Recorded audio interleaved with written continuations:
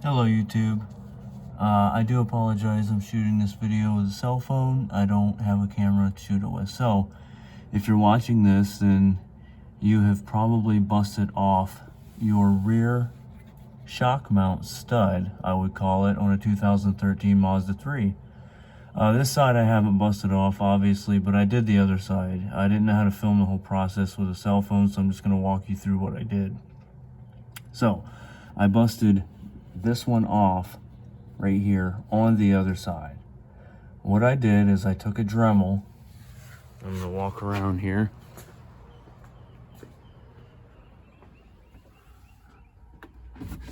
As you can see, this is the one I'm talking about here. This is where the stud drops down from the wheel well, right here.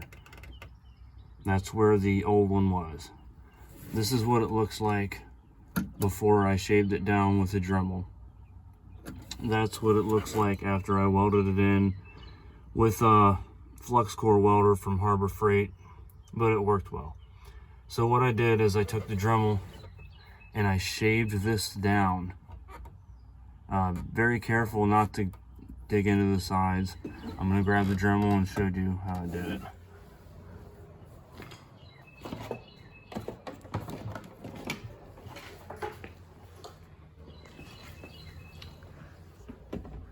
So I adopted an angle similar to this one using this Dremel cutting tool, and I worked it back and forth like this until this button head was flat with this surface.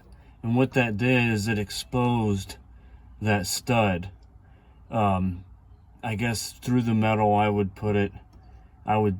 say from the other side you can see, like you can see the outline of it right here. Once you shave this all the way down, you can see the outline of the stud once that metal's flat. And then what I did is I simply took a hammer and I smacked the bottom of the stud from where I broke it off, and it popped right out. Okay? And then I went to Lowe's. Well, first I went to the dealer and they didn't have the stud to replace, but they were able to give me a size. So then I went to Lowe's and I purchased an M8 by 1.25 by 50 millimeter bolt. You can see the size right there. And then obviously I got the corresponding nut to go with it. Now when you buy this from Lowe's, it will be a 13 millimeter socket instead of the 12 millimeter you used on the original stud. Just so you know, it will take a 13 millimeter socket. So you need two different sockets to put the new one in. But there you have it. What you do is, after you shave it down, like I said, and you pop the old one out, you simply drop this one back in. And if you have access to a welder, or you can get access to a welder, I went ahead using a flux core Chicago electric welder from Harbor Freight. I welded it back in. I welded the new one in, and it worked out pretty well.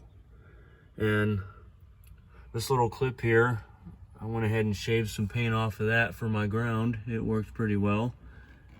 And in order to access this part of the car, what you'll do is you'll have to take out these, I guess I would call them pop rivets or vehicle rivets. I'm not sure what the correct term is, forgive me. You have one there. And you have one, forgive the brightness of this video. And again, it is a cell phone. You have one here by the trunk, and one here right behind the wheel well, and then you do have one on near the top at least. Okay, that one broke off, but right there is where it was.